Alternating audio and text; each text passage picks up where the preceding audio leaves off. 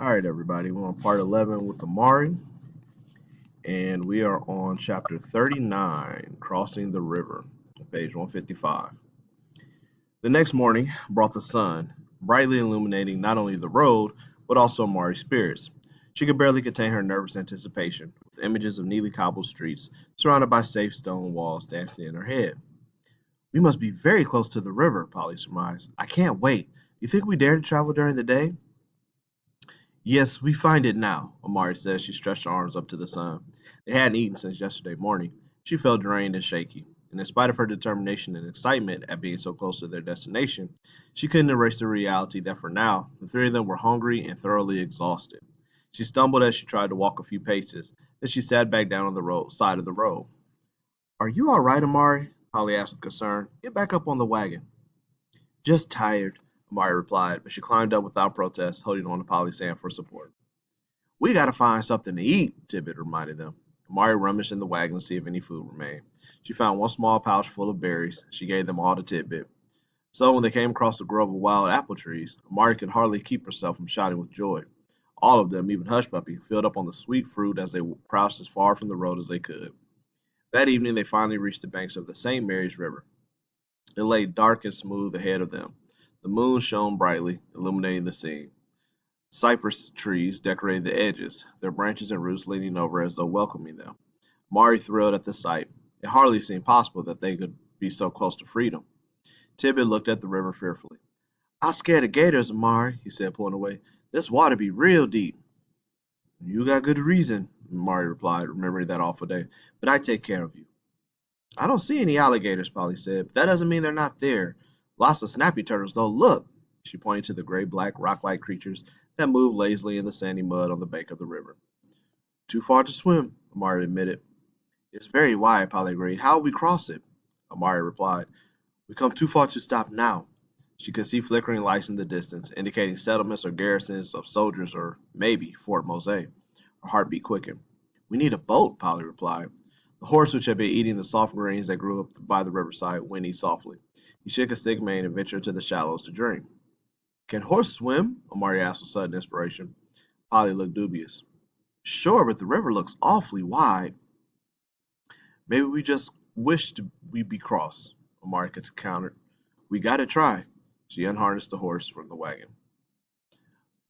"We gonna ride across the river on the back of Brownie?" Tibbet asked, jumping up and down. "Suppose we fall off?" Polly wanted to know. "Suppose Gator get me?" Tibbet added. Amari took a deep breath. "We not gonna give up now," she said. She patted Brownie on his neck, grabbed his mane, and pulled herself slowly on his back. The horse didn't seem to mind. So Mari then pulled Polly up, who reached down for Tibbet. Polly placed Tibbet snugly between them, hugging him tightly. Even though Mari had never ridden a horse before, she found she was not afraid. Slowly, she nudged the horse to the water's edge, all the while watching for alligators or other predators. The horse clearly loved being in the water. He pulled with all of his might to get free of the shallows. Then he seemed to relax as the waters became deep enough for him to swim. Hush Puppy swam deftly beside them. Mari noticed the horse was moving his legs as if he were galloping, heading confidently to the other side of the river. The three riders were wet up to their waists. The horse was strong and ready and steady, and they did not slip into the water. "This be fun!" Tibbet cried exultantly as they moved silently on the dark water. He still peered to each side, however, checking for alligators. Mari held her breath, the excitement almost more than she could bear. Freedom lay on the distant sandy bank of this river. No one spoke. The moon shone brightly, making everything seem to glow. Hush Puppy reached the shore first and immediately began shaking water off his fur. When the horse pulled the children up onto the sandy beach, Tibbet jumped off right away and cheerfully ran on the wet sand. Mari jumped off next, hugging Tibbet with joy. "We be free, little one, free!" She danced around the beach area, swinging Tibbet in the air. Polly joined in, and Tibbet giggled with glee. Hush Puppy, however, began whimpering. Then he gave a nervous growl. Mari paused and looked with concern at the dog. Though she couldn't see what was upsetting Hush Puppy, she instinctively grabbed Tibbet's hand and led him away from the shore. Amari turned to warn Polly when she saw it. "Look out, Polly!" Amari yelled hoarsely. Polly turned her head. "Gator!" The alligator, close to 10 feet long, moved with unbelievable speed, but Polly was even faster. She shrieked and scrambled away up the river bank. The sound of the alligator's jaws snapping together on nothing but air encouraged all three of them to run wildly into the edge of the woods. Breathing heavily, Polly asked, "Is it gone?" "It be gone," Amari said. She looked back to where they had run from and scanned the water's edge. "Gator's not go far from water."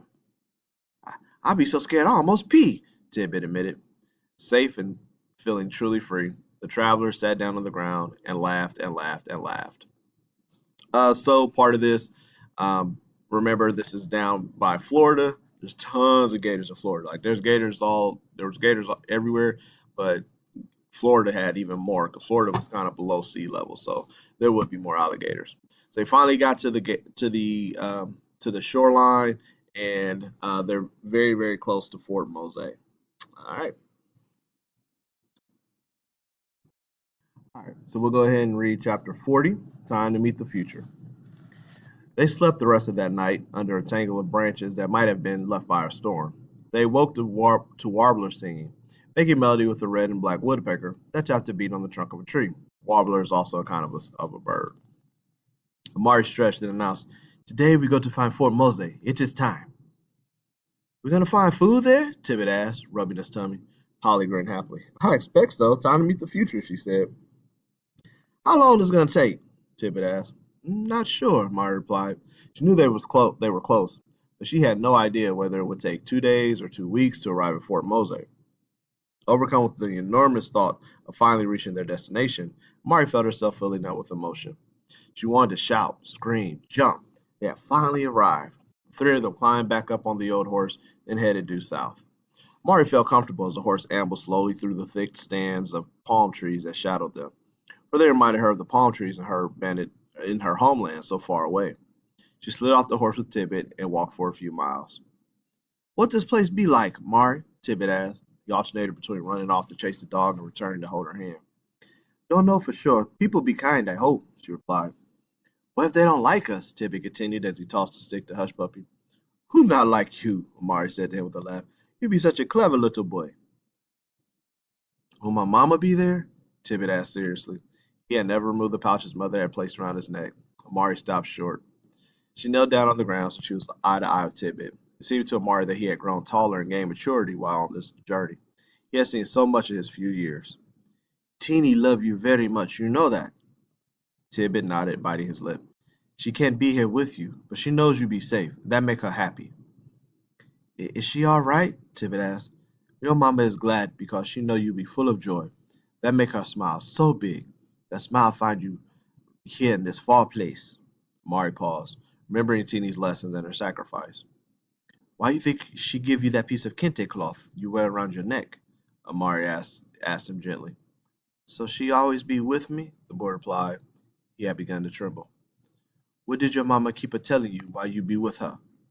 She tell me stories about Africa and about her mother, and she tell me, long as you remember, ain't nothing really gone."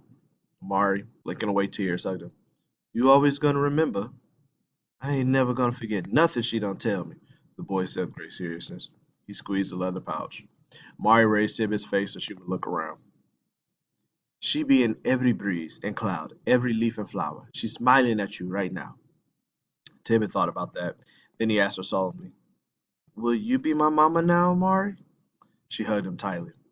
"Oh yes, forever I will. You be my little boy. Always." "Polly be always there, too?"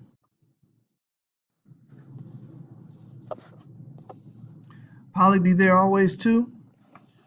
"Always," Amari promised again, even though she knew that keeping promises was sometimes impossible in life. He hugged her back, then asked quietly, "Is I still a slave, Amari?" Amari looked at the boy with love. "No, Tibbet, you no slave. You free man, just like your mama dreamed. You never be slave again." The boy grinned at that. "You be free too, Amari?" Amari looked up at the vast, clear sky and exhaled. "Yes, I be free too. Never no slave no more." Amari thought back, however, to what Polly had said at the start of this journey. Freedom is a delicate idea, like a pretty leaf in the air. It's hard to catch and may not be what you thought when you get it. Mari wondered if this long and arduous journey would bring her the happiness she dreamed of. Maybe this place would turn out to be a terrible disappointment. That afternoon they finally saw it, the place they had dreamed of for so long. For a moment they could only stop and stare. Fort Mose. Fort Mose. The fort itself is a tiny structure, actually, only about 20 yards square. Surrounded by a wall made of logs covered with earth, it carried no markings to indicate what it was. But Amari knew in an instant that this was the place. Surrounding the walls was a ditch filled with those prickly palmetto palms that had sliced them when they ran from Nathan's house. Soldiers, both black and white, patrolled outside the wall, and she assumed more stood watch inside the watchtower, which stood higher than the walls. Outside the walls of the fort, small houses with roofs of thatch dotted the landscape, huddled close together as if for protection. Small gardens grew near each house. "It'd be a much smaller place than I thought," Amari whispered. "Nathan was right about the streets of mud," Polly said with a small laugh.